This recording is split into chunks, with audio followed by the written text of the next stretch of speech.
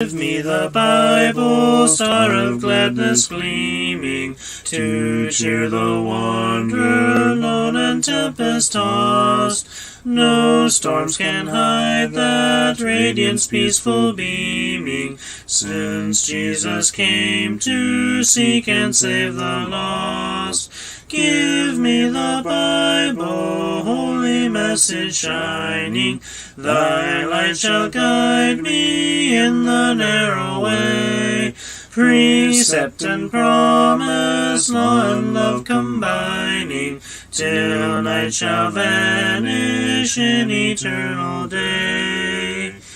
Give me the Bible when my heart is broken, when sin and grief have filled my soul with fear.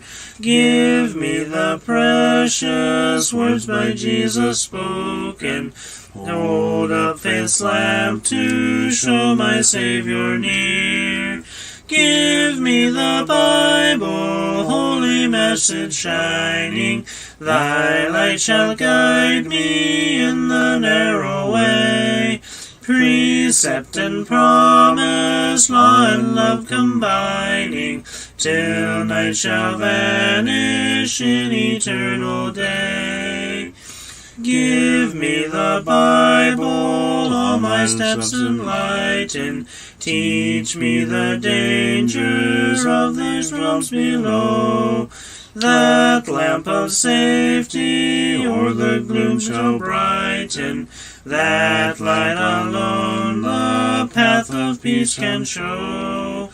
Give me the Bible, holy message shining, thy light shall guide me in the narrow way. Precept and promise, law and love combining, till night shall vanish in eternal day. Give me the Bible, lamp of life immortal, hold up that splendor by the open grave. Show me the light from heaven's shining portals, show me the glory gilding Jordan's wave.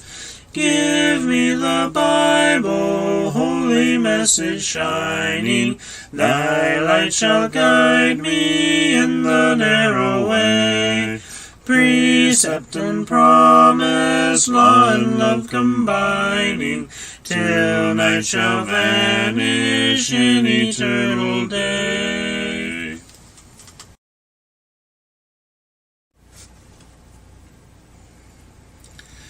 Break thou the bread of life, dear Lord, to me, as thou didst break the loaves beside the sea. Beyond the sacred page, I seek thee, Lord. My spirit pants for thee, O living word. Bless thou the truth, dear Lord, to me, as thou didst bless the bread by Galilee.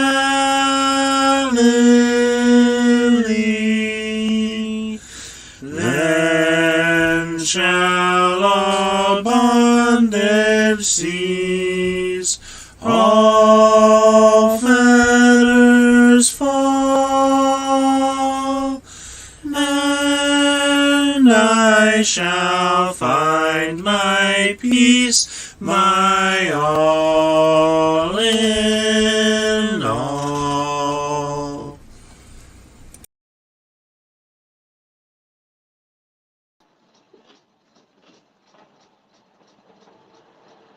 Good afternoon. The old prospector here. Welcome you to another adventure in the mines today. Laura, we hope that things go well with you at your husband's doctor's appointment.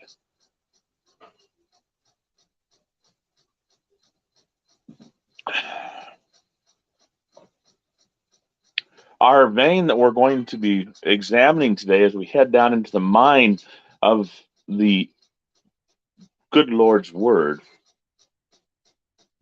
For you need to remember that there be gold in these here pages. But as we head down into the mine, we're going to be examining Psalm 68.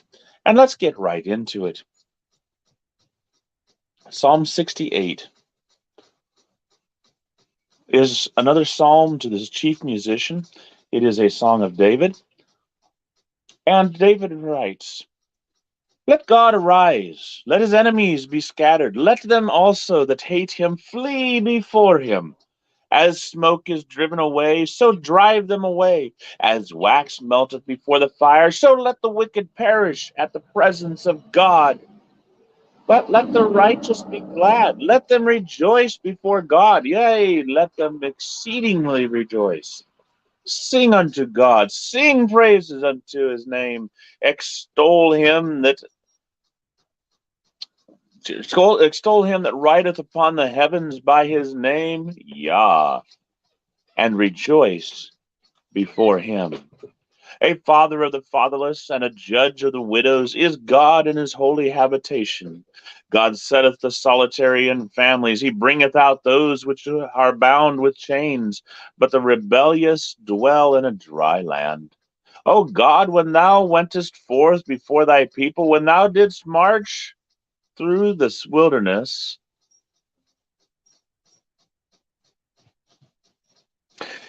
the earth shook. The heavens also dropped at the presence of God. Even Sinai itself was moved at the presence of God, the God of Israel.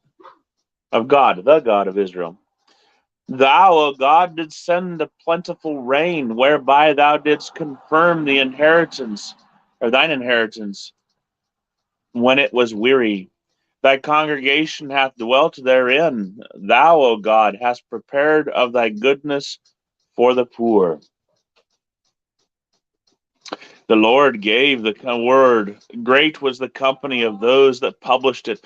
Kings of armies did flee apace, and she that tarried at home divided the spoil. Though ye have lain with the pots, ye shall yet shall ye be as the wings of a dove covered with silver, and her feathers with yellow gold.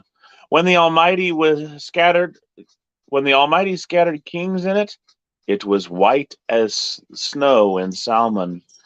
The hill of God is as the hill of Bashan, and high hill as the hill of Bashan. Why leap ye, high hills? This is the hill which God desireth to dwell in. Yea, the Lord will dwell in it forever. The chariots of God are 20,000, even thousands of angels. The Lord is among them, and as in Sinai, in the holy place. Thou hast ascended on high. Thou hast led captivity captive. Thou hast received gifts for men, yea, for the rebellious also, that the Lord God might dwell among them. Blessed be the Lord, who daily loadeth us with benefits, even the God of our salvation.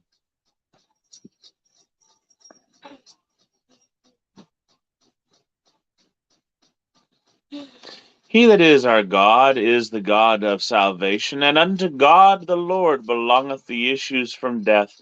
But God shall wound the head of his enemies, and the hairy scalp of such an one as goeth out on still in his trespasses.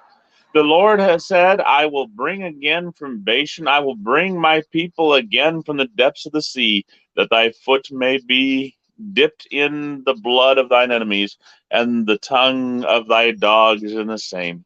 They have seen thy goings, O God, even the goings of my God, my King, in the sanctuary. The singers went before, the players on instruments followed after. Among them were the damsels playing with timbrels. Bless ye God in the congregations, even the Lord from the fountain of Israel. There is little Benjamin with their ruler, the princes of Judah and their council, the princes of Zebulun and the princes of Naphtali. Thy God hath commanded thy strength. Strengthen, O God, that which thou hast wrought for us.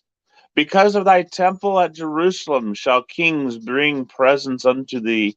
Rebuke the company of spearmen, the multitude of the bulls with the calves of the people, till every one submit himself with pieces of silver. Scatter thou the people that delight in war. Princes shall come out of Egypt. Ethiopia shall soon stretch out her hands unto God.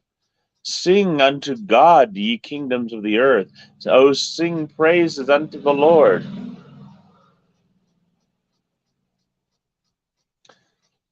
To him that rideth upon the heavens of heavens, which were of old, lo, he doth send out his voice, and that a mighty voice. Ascribe ye strength unto God, his excellency is over Israel, and his strength is in the clouds. O God, thou art terrible out of thy holy places. The God of Israel is he that giveth strength and power unto his people. Blessed be God. Let's go ahead and examine for the nuggets out of this one. Let's switch over to the American Standard. I like that one a little bit better.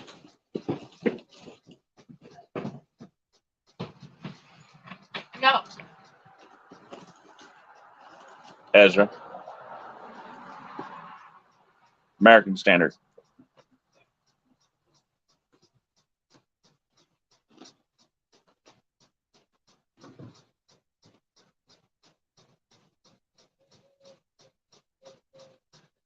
Our first nugget comes from the first two verses. Let God arise, let his enemies be scattered, let them also that hate him flee before him, as smoke driven away, so drive them away. As wax melted before the fire, so let the wicked perish at the presence of God. Here is a very strong warning. When God arises, those who are wicked are going to flee. When Jesus comes again, First or Second Thessalonians chapter 1, 7-9, he will take vengeance in flaming fire on those that know not God and obey not the gospel.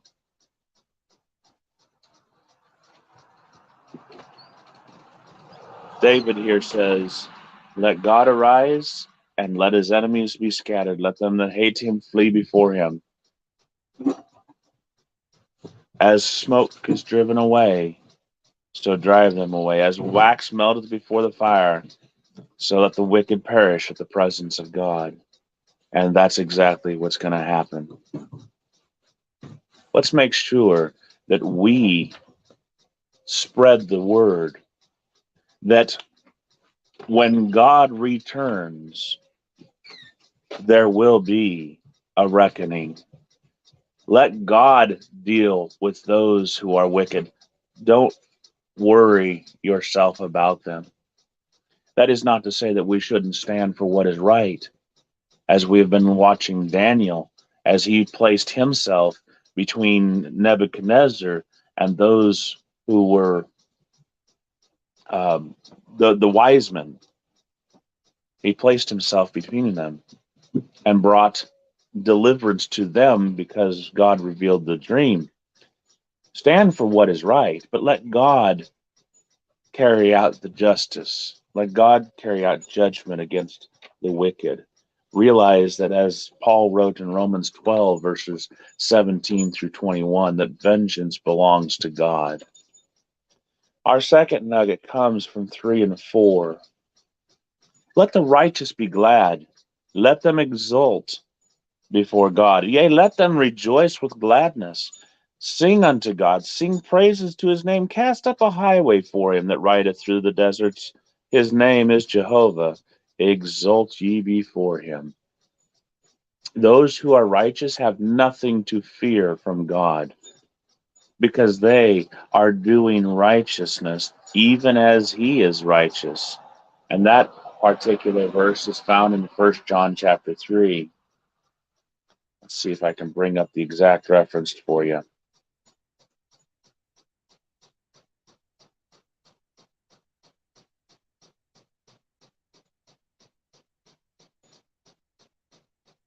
First John chapter 3 and verse 7 says, My little children, let no man lead you astray. He that doeth righteousness is righteous even as he is righteous.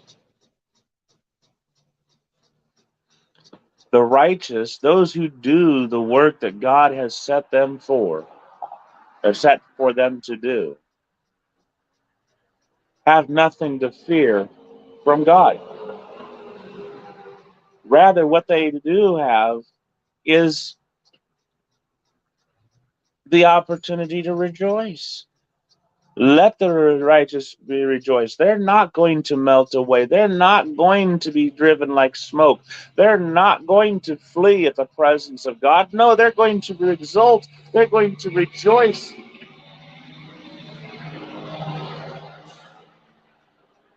They're going to sing praises unto God.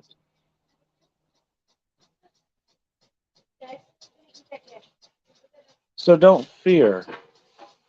Don't fear if you're doing righteousness.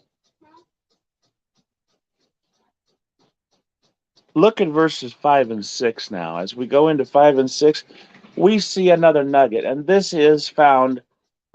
This is a description of God.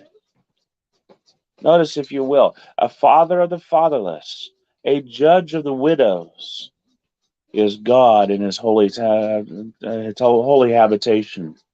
We might see that these orphans and these widows don't have anybody on the earth to look out after them, but God cares. God watches over them. God provides. He pleads their cause. God setteth the solitary in families. He bringeth out the prisoners into prosperity. But the rebellious dwell in a parched land. God cares for the fatherless and the widows.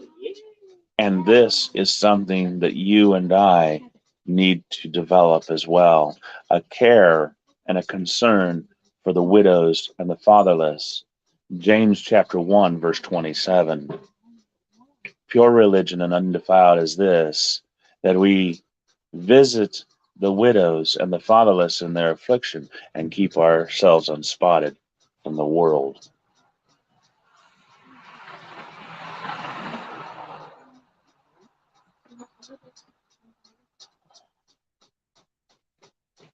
Now I gotta go make sure I actually quoted the right verse. Ha! I am. Pure religion and undefiled before our God and Father is this, to visit the fatherless and the widows in their affliction, and to keep oneself unspotted from the world.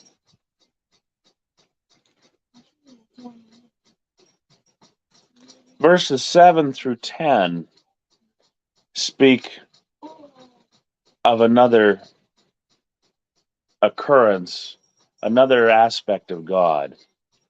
O God, when you went forth before your people, when you did march in the wilderness, the earth trembled, the heavens dropped at the presence of God.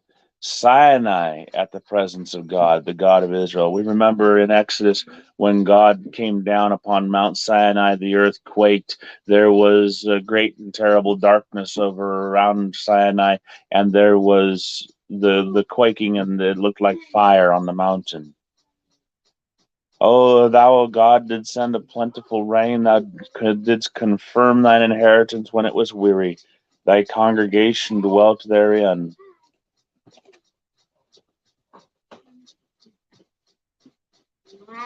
Thy congregation dwelt therein, O God. Thou, O God, did prepare thy goodness for the poor.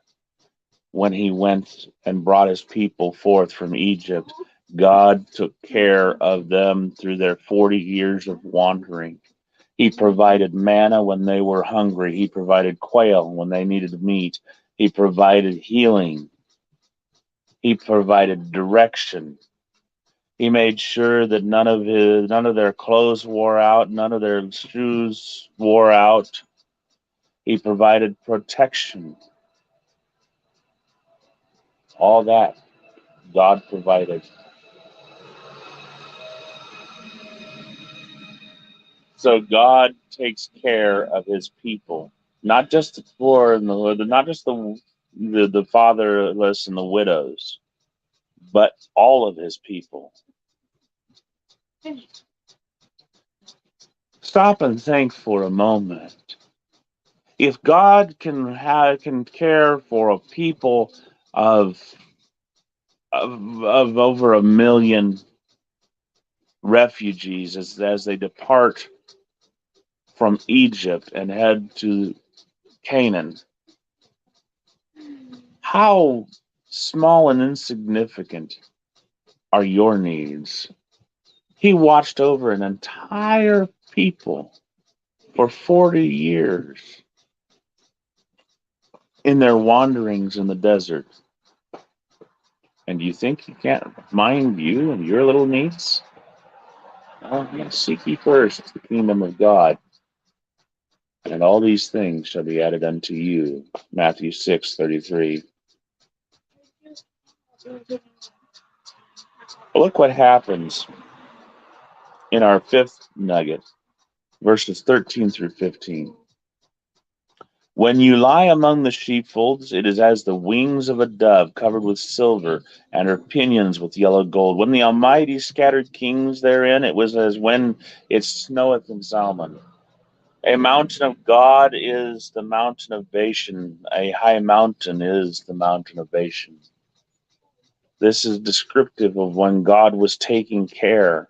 When God laid in the sheepfolds, he cared for his sheep, spreading his wings like a dove with silver, and her feathers with yellow gold.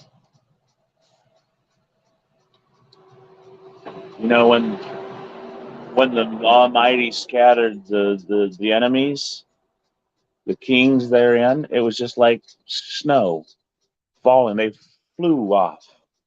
Hello, Angie. How you doing? Glad to have you stop in. God's protection is so precious, so wonderful. It's like silver and gold, like a dove overshadowing us with his wings. His his protection. He's like a high mountain that we can climb onto and be above the fray, be above the battle. A mountain of God is the mountain of Bashan, a high mountain.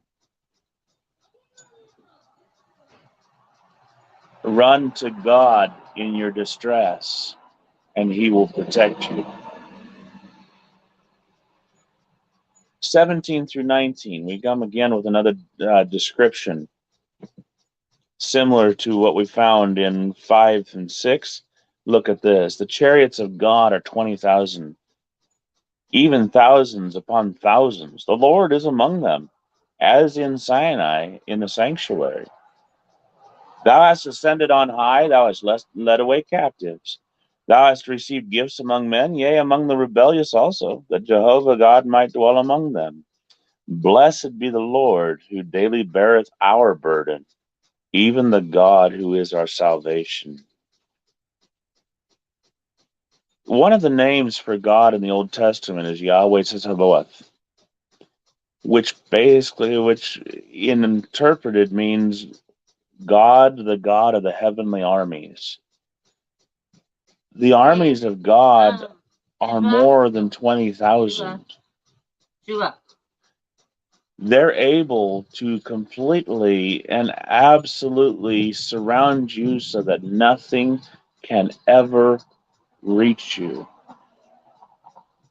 Jesus said that he could have called 10 legions of or 12 legions of angels if he wanted to be delivered from that distress of the cross. But that wasn't his Father's will. In one place in the Old Testament, in the book of the Chronicles, I believe it is, Elisha is worried because of them being in Samaria, and the king of Assyria has surrounded the city. And the servant of Elisha gets really scared because here they are penned up in the city and the army is around it. What is going to happen? And Elisha says, I'm pretty sure it's Elisha. It might have been Elijah. He says, he prays to God. He says, open his eyes that he might see. And God opened the servant's eyes, and the servant looked around, and on the hills all around were the chariots of God. Hello, Sam. The chariots of God were there around, protecting. And we know how that the chariots of God and it delivered Samaria, and because of Elisha. The chariots of God are 20,000, even thousands upon thousands. The Lord is among them, just like he was in Sinai in the sanctuary. God has ascended on high and carried away captives. He was victorious. And he led away the captives. He received gifts. Blessed be the Lord who daily beareth our burden, even God, the God of our salvation. Verse 21 again is another warning. God will smite through the head of his enemies, the hairy scalp of such a one as goeth on still in his guiltiness and his trespass. Remember again, vengeance is mine, saith the Lord, I will repay. Romans chapter 12, verse, is it 19? It's either 17 or 19. And our second to last nugget comes from 25, 6, and 32. The singers went before the minstrels, went before. The minstrels followed after, in the midst of the damsels playing with timbrels. Bless ye God in the congregations, even the holy, or even the Lord, ye that are of the fountain of Israel. Sing unto God, ye kingdoms of the earth. Oh, sing praises unto the Lord. Those who are the Lord's, those who are doing righteousness, as we saw up earlier in verses 3 and 4, need to be singing, blessing God, and praising him for his deliverance.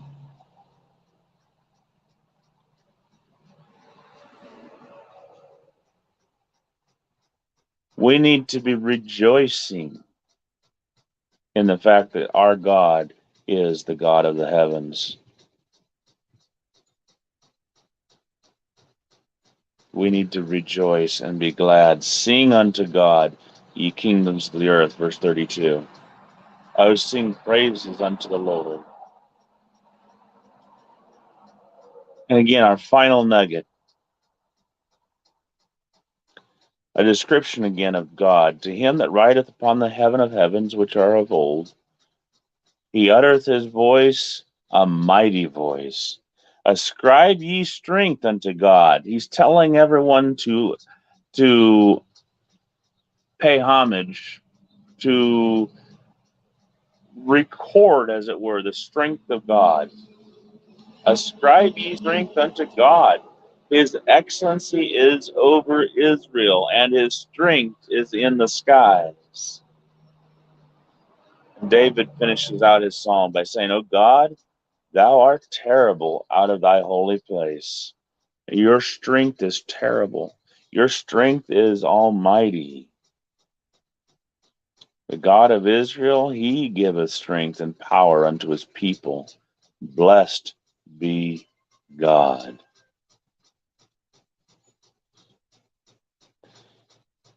Oh, what nuggets we have.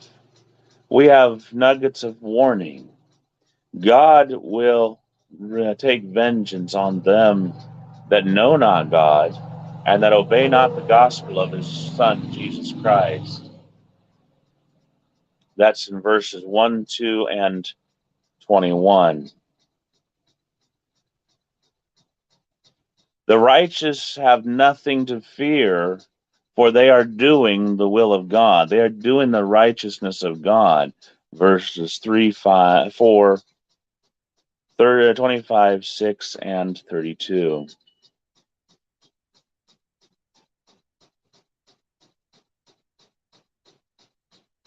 The description of God: He is a father to the fatherless, a judge of the widows.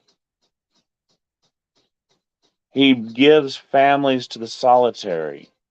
He releases the prisoners to prosperity. He is among the chariots of the heavenly armies.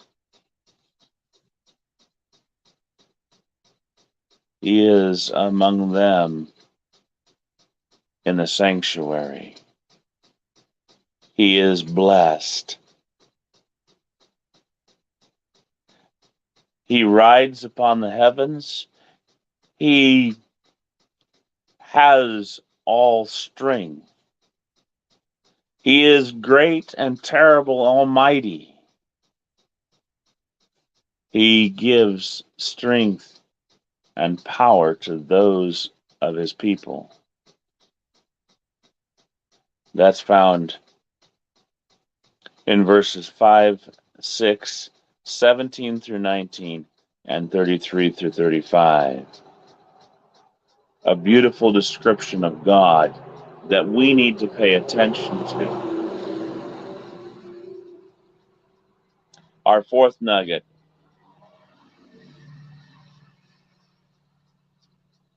is seeing how God cares for his people. How mighty he is, how plentiful he is. When you went forth, verse 7, when your people did march through the wilderness, the earth trembled, the heavens dropped rain at the presence of God. Sinai trembled at the presence of God. You sent plentiful rain, you confirmed their inheritance, you prepared of your goodness for the poor, those who didn't have.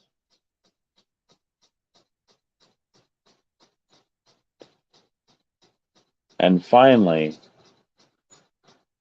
not only does God care for his people, but he protects his people. Verses 13 through 15. When God lies among the sheepfolds, it's as the wings of a dove covered with silver and yellow gold.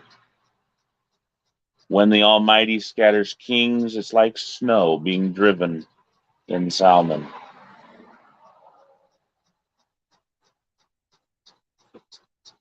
The mountain of God. It's a high mountain, one that we can go to for security, one we can go to for peace. Verse 15. Oh, what nuggets we can put in our jar. That way when we stand before the great judge on that last day, we will hear, "Well done, thou good and faithful servant. Enter into the joy of your Lord." The old prospector here reminding you that there be gold in our pages. I'll see you on the next adventure. God bless.